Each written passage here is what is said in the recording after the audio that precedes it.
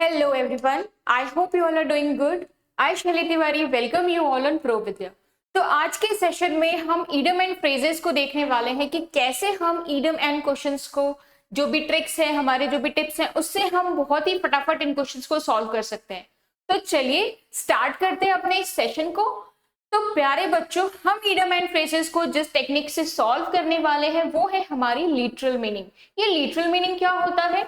तो literal meaning ये होता है कि ऐसी मीनिंग जो आप थोड़ा साइड बाय साइड, थोड़ी फनी भी हो सकती है कई बार, बट वो एग्जैक्ट मीनिंग नहीं होती, बट हाँ कुछ तो भी तो आसपास उस ईडम के घूमता हुआ आपको जरूर मिल जाता है।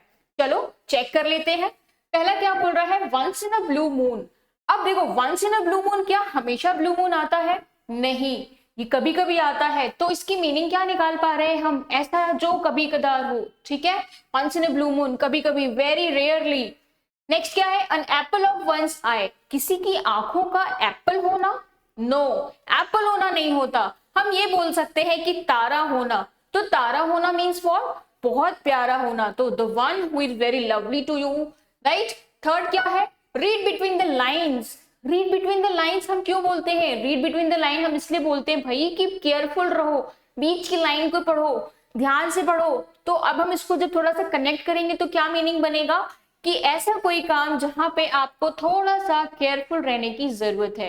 तो यानी अब आप लिटरल मीनिंग के साथ थोड़ा थोड़ा इसको कनेक्ट कर पा रहे हो। तो बस आपके ऑप्शन में अब जो भी आपके लिटरल मीनिंग के साथ आपको मिल जाएगा आप उसको टिक करके चले आइएगा। चलो प्रैक्टिस कर लेते हैं। Yes, here we have our question. Question क्या है? Cool as cucumber. कुकुम्बर क्या होता है भाई? सभी खाते होंगे, गर्मियों के मौसम में तो मजा आता है ना। तो कुकुम्बर मीन्स व्हाट? कुकुम्बर बहुत सूदिंग सा होता है, काम होता है, कूल होता है, राइट।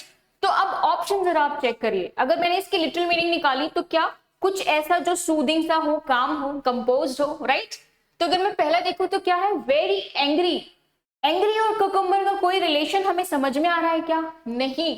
तो फर्स्ट वाला क्या हो जाएगा? एलिमिनेट कर दीजिए। नेक्स्ट क्या है? Extremely calm and composed. Yes, it may be the answer, right, but we have to check the C and D also.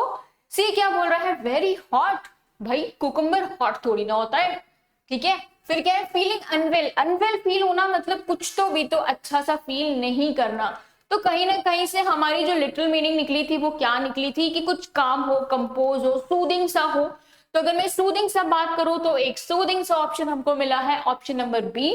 तो that's why option number B is the meaning of this idiom. I hope आप समझ रहे होंगे students कि हमें literal meaning को use करके कैसे आसानी से आंसर निकालना चाहिए। चलो नेक्स्ट देखते हैं क्या है हमारे पास। यस, नेक्स्ट क्या है? To catch a tartar. अब देखो टार्टर क्या होता है बच्चे? टार्टर ऐसा होता है कि कुछ ऐसी जगह जहां पे क्या हो रहा है, आपको बहुत ज्यादा अनकंफर्टेबल सा फील हो रहा है, कोई ऐसा जो आपसे ज्यादा डेंजरस है ना। तो ऐसे सेंस हम करते हैं कुछ ऐसा।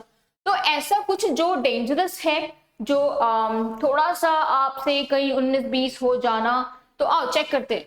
टू ट्रैप, देखो कैच और ट्रैप में बहुत फर्क होता है। कैच मतलब क्या होता है? पकड़ना, और ट्रैप मतलब क्या होता है? फंसाना, राइट। तो यहाँ पे देखो क्या बोला है? To trap wanted criminal with a great difficulty. Trap नहीं कर रहे हैं हम, हमें यहाँ पे कैच करने की बात कर रहे हैं, राइट। तो ऑप्शन नंबर ए जो होगा वो बिल्कुल भी सही नहीं होगा। बी देखिए, to catch a easy target. No, tartar में क्या था भाई? कुछ डिफिकल्ट हो, कुछ हमसे जो ज्यादा हो, है ना। तो इजी टारगेट तो नहीं होगा। तो ऑप्शन नंबर बी को भी एलिमिनेट कर देते हैं। सी देखते हैं। To meet with disaster. Disaster से मिल जाना, डिजास्टर को देख लेना, डिजास्टर को फेस करना। तो नहीं, ऐसा भी नहीं है प्यारे बच्चों। डी देखिए क्या है? To deal with the person who is more than one's match. Yes, जो आपकी कैपेबिलिटी से, आपकी एबिलिटी से जो भी ज्यादा है। तो यस क्या हो जाएगा? To deal with the person who is more than one's match, यानी कि option number D is the right answer of this idiom. ठीक है, चलो आई होप मजा आ रहा होगा स्टूडेंट्स। चलो ये वाला ट्राई करते हैं। क्या बोल रहा है? अ मैन ऑफ स्ट्रॉ। स्ट्रॉ, बच्चों को हम स्ट्रॉ कब देते हैं?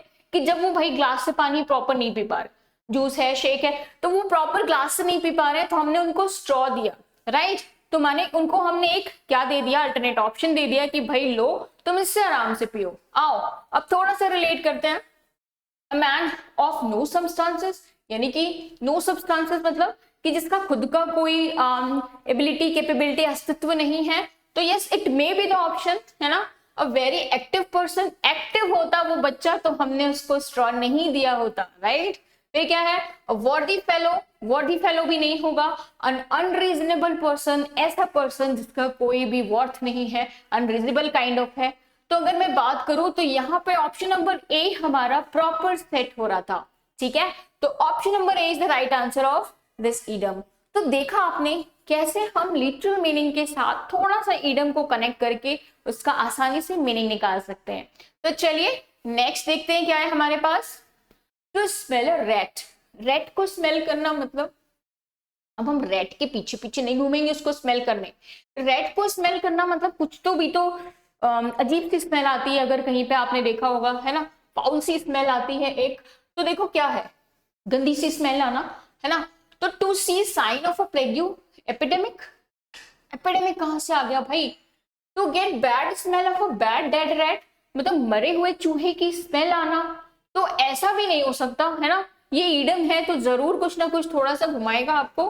To suspect the foul dealing, कुछ तो भी तो गड़बड़ है ना। हम चूहे की स्मेल आती है तो ऐसा लगता है ना कुछ तो भी तो गड़बड़ है, कोई तो गंदी सी स्मेल आ रही है, फाउल सी स्मेल आ रही है। तो मतलब क्या हो गया कि आपने सस्पेक्ट कर लिया कुछ कि क्या है, कहीं पे कुछ गलत हुआ है, कुछ बैड स्मेल है या फिर कोई थिंग है या फिर कुछ भी काम हुआ है। तो ऑप्शन नंबर सी यहाँ पे ज्यादा सही लग रहा है मुझे। डी देखते हैं, to be in a bad mood. अब देखो मूड को रेड से हम कैसे कंपेयर कर सकते हैं, हम लिटिल मीनिंग भी नहीं निकाल पाएंगे इसकी, है ना। तो यस ऑप्शन नंबर सी जो है वो हमारा बिल्कुल परफेक्ट है इस ईडम का मीनिंग। आई होप समझ पा रहे होगे आप। नेक्स्ट देखते हैं, to set one's face against, यानी कि किसी के फेस के अगेंस्ट हो जाना। अब फेस के अगेंस्ट हो जाना मतलब ये थोड़ी ना कि भाई ये आपका फेस और मैंने अपना मुंह घुमा लिया, समझ रहे हो। फेस के अगेंस्ट होना मतलब क्या, मे बी आप उसको अपोजिशन कर रहे हो, है ना, मे बी आप उसको क्रिटिसाइज कर रहे हो। तो भाई क्रिटिसाइज करना, अपोज करना, आप उसके फेवर में नहीं हो, ऐसा भी हो सकता है। आओ ऑप्शन देखते हैं, to oppose with a determination, yes ये हो सकता है कि भाई आपने देखा कि ये मैम आ रही है, मैम ने तो अब तो मैम मेरे से क्वेश्चन पूछेंगे और आपने वहां पे पलटी मार ली, तो आपने जानबूझ के ये काम किया। तो यस आप क्या कर रहे हो, किसी को अपोज कर रहे हो, बिल्कुल एकदम प्लानिंग के साथ। तो यस ऑप्शन नंबर ए यहाँ पे हमारा राइट है। बट बाकी भी देख लेते हैं। तो जज बाय अपीयरेंस, यानी कि किसी की अपीयरेंस से किसी को जज करना, तो यहाँ पे तो क्या बोल रहा था, अगेंस्ट हो जाना, तो हम जज कैसे करेंगे, है ना। फिर क्या है, to get out of difficulty, difficulty से बाहर आना। No, to look at one steadily, किसी को लगातार देखते रहना, तो ऐसा भी नहीं है, वहां तो आप उसके अगेंस्ट हो जा रहे हो, उसके फेस के अगेंस्ट हो जा रहे हो, है ना। तो क्या हो जाएगा, option number A is the right answer of this question. I hope students समझ रहे होंगे आप। नेक्स्ट देखते हैं क्या है। अब देखो कई बार आपको ऐसे क्वेश्चंस मिलते हैं जो सेंटेंस में यूज किए हुए इडम्स होते हैं और फिर बोलता है कि भाई इसको अंडरलाइन कर दिया मैंने ईडम को, आप बताओ किसकी मीनिंग क्या हो सकती है। आइए चेक करते हैं। I met him after a long time, but he gave me the cold shoulder. Cold shoulder. Cold shoulder means क्या होता है? मे बी इसने आपको इग्नोर कर दिया हो, ध्यान ना दिया हो आपके तरफ, है ना, ऐसा कुछ साउंड कर रहा है क्या अगर मैं सेंटेंस को पढ़ूं तो। आओ देखते हैं क्या है। स्कोल्डेड मी, उसने मुझे डांटा, चिल्लाया नहीं। इंसल्टेड मी, इंसल्ट भी नहीं किया। इग्नोर, अब्यूज मी, अब्यूज भी नहीं किया। इग्नोर दिख रहा है मुझे क्या, यस ऑप्शन नंबर डी में मुझे इग्नोर दिख रहा है। तो मतलब मैं उससे बहुत टाइम बाद मिला, उसके बाद भी उसने मुझे क्या करा, इग्नोर कर दिया, राइट। तो ऑप्शन नंबर डी इसका प्रॉपर मीनिंग है स्टूडेंट्स। नेक्स्ट देखते हैं। यस नेक्स्ट क्या है, a tough nut to crack. Tough nut to crack यानी कुछ ऐसा जो आप तोड़ नहीं पा रहे हो, है ना। तोड़ नहीं पा रहे हो तो भाई क्यों नहीं तोड़ पा रहे हो, मे बी वो बहुत ज्यादा हार्ड होगा, डिफिकल्ट होगा आपके लिए, राइट। आओ चलो देखते हैं। Person who eats a lot of dry fruits, ये क्या, जो पर्सन बहुत खाता है dry fruits. No, problem that is very difficult to solve, ये हो सकता है ऐसी प्रॉब्लम जो हम सॉल्व नहीं कर पा रहे हैं, तो उसको तो नहीं कहीं हम नट की तरह ले रहे हैं, उसको हम क्रैक ही नहीं कर पा रहे, तो ये साउंड कर रहा है थोड़ा, है ना। चलो नेक्स्ट देखते हैं। A small and easy task. अब देखो स्मॉल और इजी हम यहाँ पे बोल रहे हैं, यहाँ पे उसको टफ बोल रहे हैं, तो ये तो भाई बिल्कुल नहीं है हमारा। नेक्स्ट देखिए, सिचुएशन दैट ब्रिंग्स हैप्पीनेस, ऐसी सिचुएशन जो क्या लेके आती है, हैप्पीनेस लेके आती है। तो भाई अगर मैं बताऊं इन चारों ऑप्शन में से सबसे बेस्ट क्या लग रहा था, तो यस ऑप्शन नंबर बी हमारा ज्यादा अच्छा लग रहा था, और ऑप्शन नंबर बी जो है वही इसका एग्जैक्ट मीनिंग है। आई होप समझ पा रहे होगे आप कि एक बार जब आपने इसकी लिटरल मीनिंग निकाली तो फिर आप थोड़ा सा इसकी एग्जैक्ट मीनिंग तक आराम से पहुंच सकते हो, है ना। चलो नेक्स्ट देखें। Yes, although he has failed in a written examination, वो रिटन एग्जामिनेशन में फेल हो गया, he is using backstair influence to get the job. अब देखो बैकस्टेयर मतलब क्या होता है, पीछे के रास्ते, पीछे की सीढ़ियों से आना। अब जब आगे का रास्ता खुला हुआ है तब भी आप पीछे से आ रहे हो, जरूर कुछ तो भी तो आपने ऐसा किया है जिसकी वजह से आपको पीछे से आना पड़ रहा है ना, यानी गलत काम किया है आपने, या गलत रास्ते पे जाना, या गलत तरीका यूज करना, ऐसा हो सकता है क्या। आओ चेक करते हैं। पॉलिटिकल इन्फ्लुएंस, अब देखो पर्टिकुलर किसी पॉलिटिकल इन्फ्लुएंस की बात हम नहीं कर सकते, है ना। फिर क्या है, बैकिंग इन्फ्लुएंस नहीं, deserving and proper influence, secret and unfair influence. Yes, हो सकता है कि आप कुछ सीक्रेट या फिर अनफेयर तरीका यूज कर रहे हो जॉब लेने के लिए, है ना। तो it means what, option number D इसका राइट आंसर बनेगा। चलिए नेक्स्ट देखते हैं। यस, नेक्स्ट क्या है, the world today is facing an unpleasant situation. अब अनप्लीजेंट सिचुएशन, बच्चे ये कैसा क्वेश्चन है आपका कि इसमें आपको मीनिंग गिवन है और आपको ईडम सर्च करना है, ठीक है। तो कई बार ऐसे क्वेश्चंस भी आपको मिल जाते हैं जिनमें आपको मीनिंग दी होती है, आप उसके रिप्लेसमेंट में आपको ईडम यूज करना पड़ता है।